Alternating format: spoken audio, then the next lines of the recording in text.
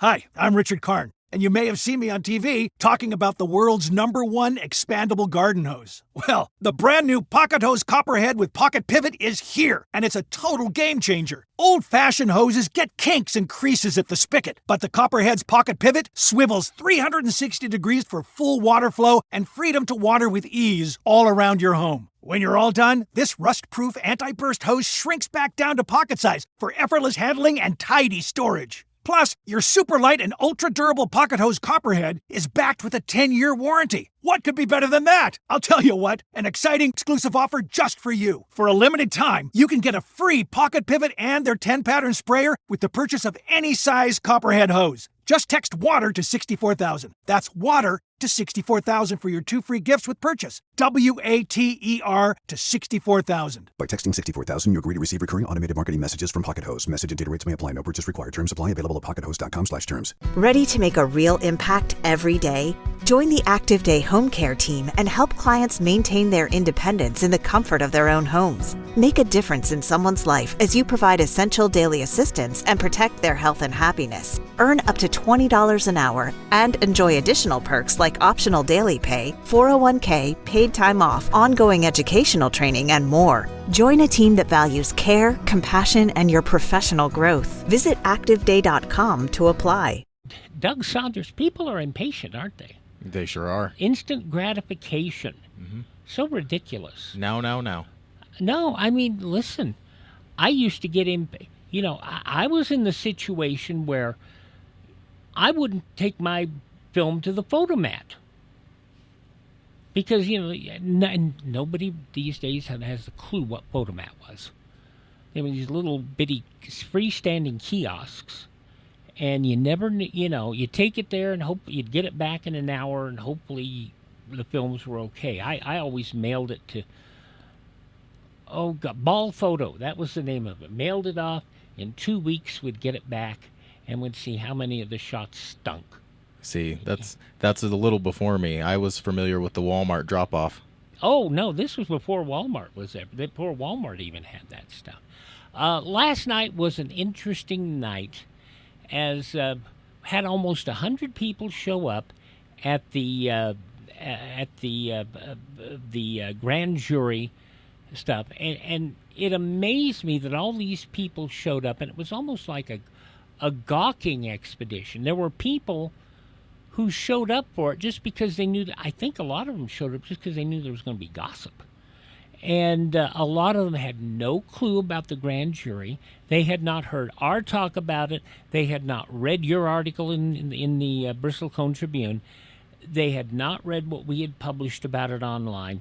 And they were just like, well, who's behind this? I mean, we have talked about how Judge Dobrescu had, and so why now? Why hadn't it been around? Well, we had 20 people killed in the riots last July out at the prison, and it was the easiest and most cost-efficient way to handle all of this. And I'm just surprised that people are so clueless. And, of course, we're preaching to the crowd here. Yes, we are. I'm preaching to the crowd. But, I mean, it strikes me that these people don't get it. It's almost like they don't want to know. I've come to a similar conclusion because we have the newspaper, we have your radio station, and we have Facebook. So if you're someone who, you say, I stay off of social media and I don't like Facebook, then if you want to be informed, you'll inform yourself with the other avenues and, swap any of those options out. If you're someone who, I don't do radio and newspaper, but I'm on social media, there's still no excuse. So I'm not sure where, like you said, it's almost a willful ignorance, it seems like. Well, when it comes down to, as they say, ignorance is bliss, we got a lot of blissful people in White Pine County. But then the county commission's proof of that. Anyway, let's... Yes, I went there, okay? And we were talking about theme songs beforehand, that the fact that a friend of ours on the city council insisted that, well, why have you got a county commission theme song and don't have ours? I said, well, because I'm not as upset at the county as a city as I used to be. But that's beside the point. What are your thoughts? You heard a lot of people talk. We heard a lot of conversation about the prison, about the sheriff's office, about the assessor's office, about the district attorney's office. What were your general impressions as to what you heard from the people who presented last night? From the people who presented, I would say my sense is that those people that came up and spoke publicly were willing to do so maybe because of their level of fed-upness. Maybe it's a matter of nothing to lose. But I would say that the amount of people that I spoke to afterwards, after the public comment period was over, that wanted to put in complaints for similar circumstances but didn't want to get up and speak, I think that speaks more than the people who actually got up and spoke.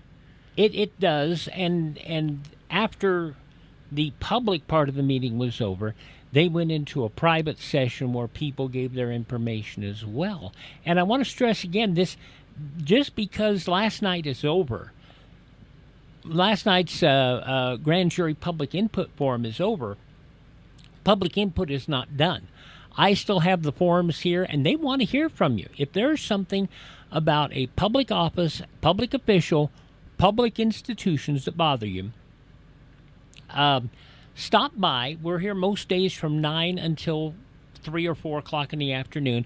I may go out for lunch to grab a bite because it's hot out here. Yeah, you got to eat something. But you got to grab something. But, stop by and get the form, put it in an envelope, mail it to the county clerk, or drop it by the county clerk's office and mark on it grand jury information.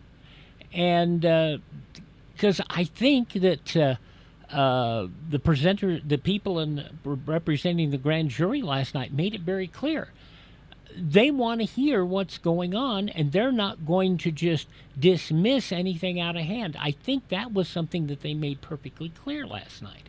I think so as well. And I think one of the biggest concerns, even beyond that maybe, is that even when you drop your complaint off at the county clerk's office, the county clerk doesn't see it. Nobody sees it but the grand jury. And I think that anonymity is something that I think people are going to find extremely valuable. We're in a small community. If you don't want your name out there because you're a whistleblower, then that's important. And I think that's the most important thing.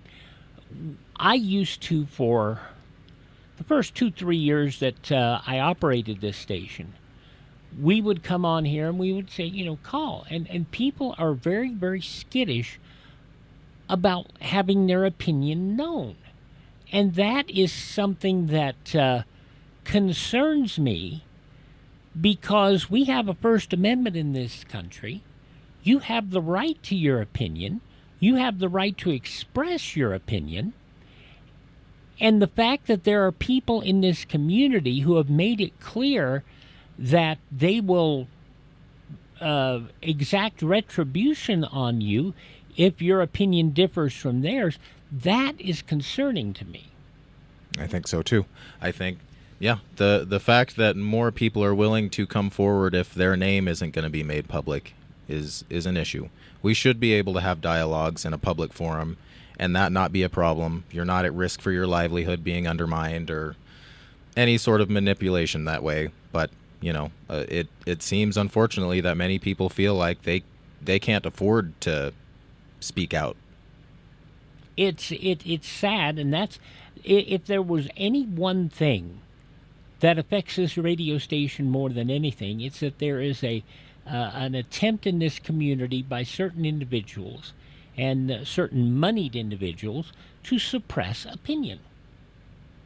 And even if you're one of the anonymous Facebook warriors, they'll try to find you. They'll try to knock you down. So don't think just because you're on Facebook, you're immune from it. And that is something that I have opposed now since 2010.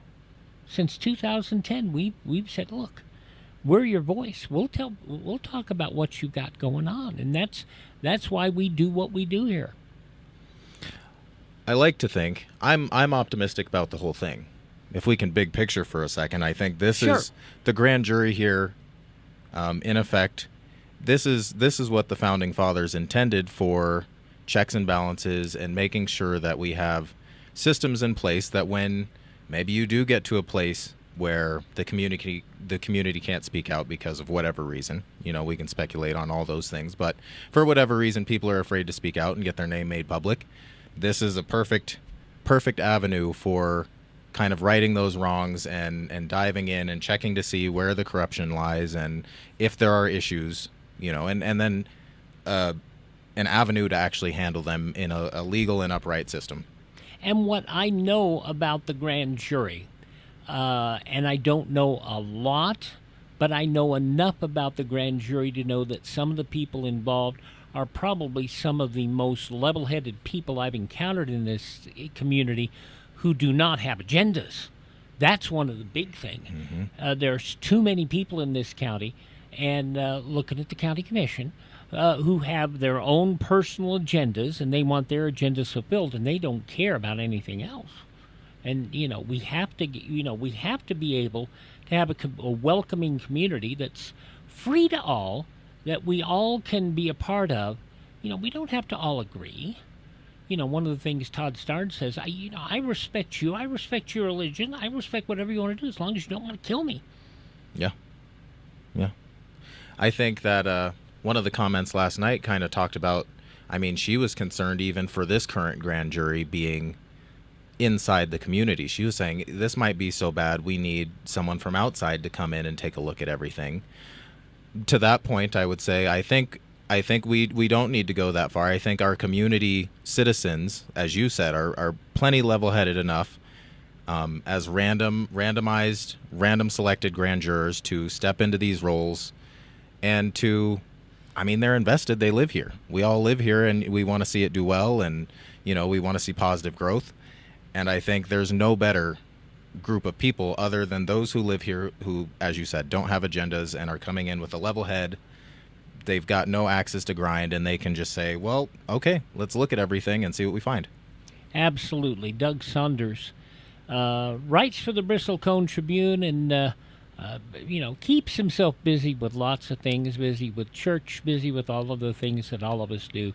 But by and large, we want one thing, the same thing, and that is we want the best possible community for our family and friends. You got to be happy. I got about 15 seconds here, but we were happy that AB 224 got through. Yes. Kids are going to get a good school eventually.